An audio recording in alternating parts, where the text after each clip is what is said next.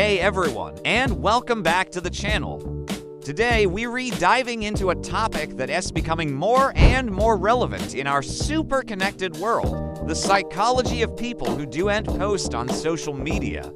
You know who I'm talking about. Maybe it's your friend who has an account but hasn't updated it since 2015, or that colleague who's a complete mystery online. They exist, they're among us, and they're often called lurkers or ghosts. But what's really going on in their minds? Is it a sign of social anxiety, or are they just enlightened? Let's explore the fascinating reasons why some people choose to stay silent in the digital crowd. First up, one of the biggest reasons is a strong desire for privacy. In an age where every meal, vacation, and fleeting thought is often shared for public consumption, some people find immense value in keeping their lives private. It's not necessarily that they have something to hide. It's more about protecting their personal space and experiences. They believe that certain moments are more meaningful when they're not filtered, captioned, and served up for likes and comments. For them, a beautiful sunset is something to be enjoyed in the moment, not a photo opportunity to prove they were there. This mindset values direct, lived experience over its digital representation. They're not antisocial, they're just pro-privacy, carefully curating who gets access to their personal world. Another major factor is the avoidance of social comparison. Social media is basically a highlight reel of everyone else's life.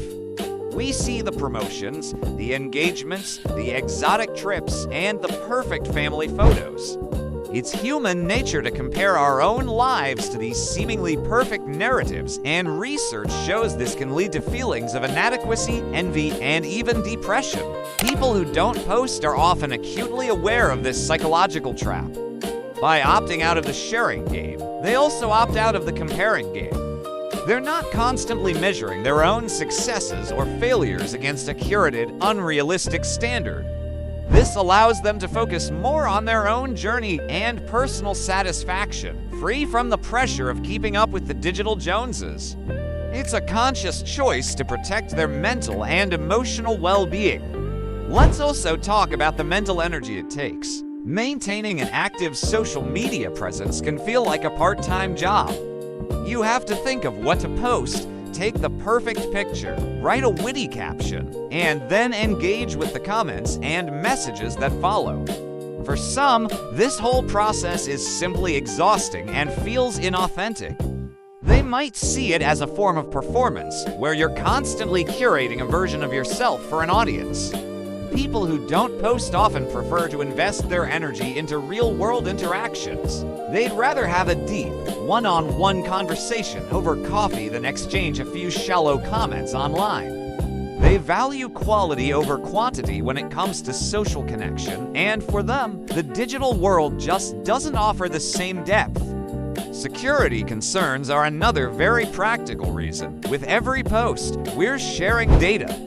We're revealing our location, our habits, our social circles, and our personal preferences. People who are more security conscious are wary of how this information can be used, not just by companies for advertising, but potentially by malicious actors.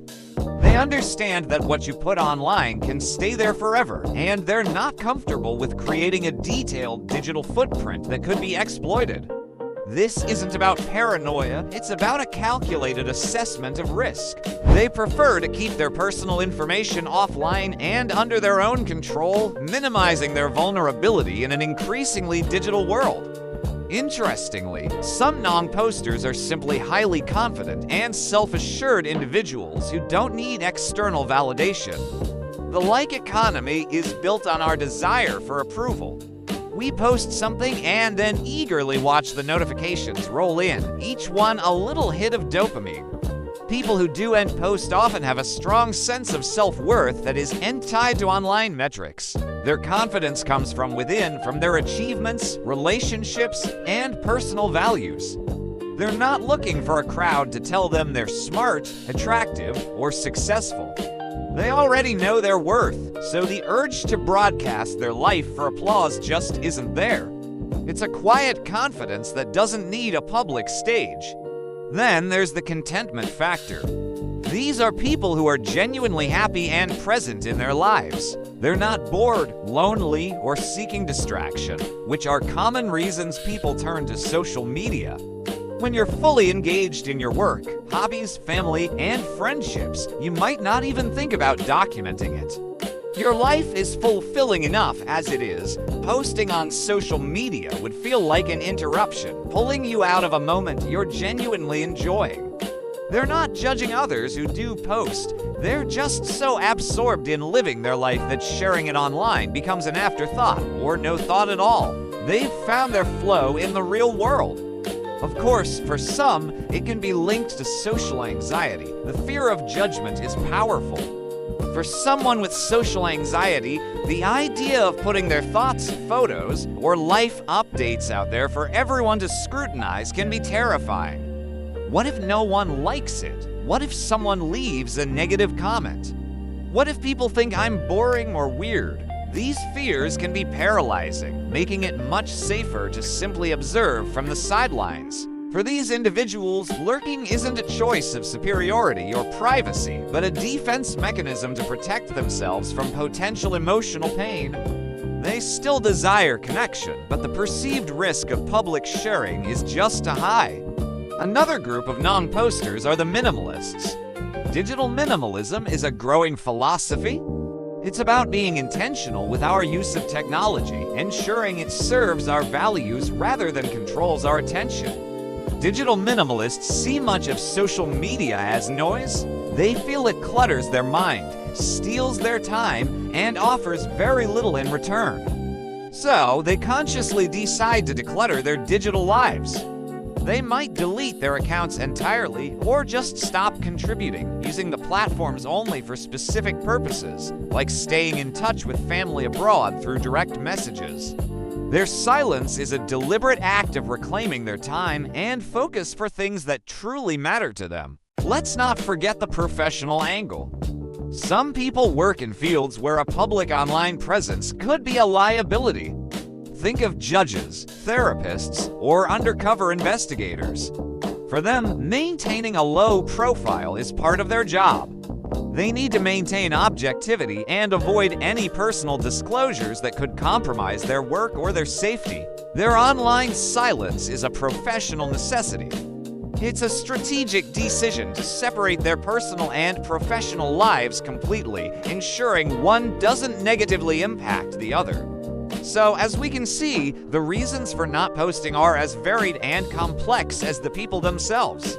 It's rarely a single issue, but often a combination of a desire for privacy, protecting mental health, security concerns, and a simple preference for real-world living. It's not about being better or worse than people who post. It's just a different way of navigating the world. The lurker isn't necessarily sad or lonely. They might be the most present, secure, and contented person you know. They're the observers, the listeners, the ones who remind us that a life lived is more important than a life documented. Maybe we could all learn something from their quiet approach. What are your thoughts? Do you post a lot, or are you more of a lurker? Let me know in the comments below. I'm genuinely curious to hear your perspective on this. Thanks so much for watching, and if you enjoyed this video, please give it a thumbs up and subscribe for more content. See you in the next one.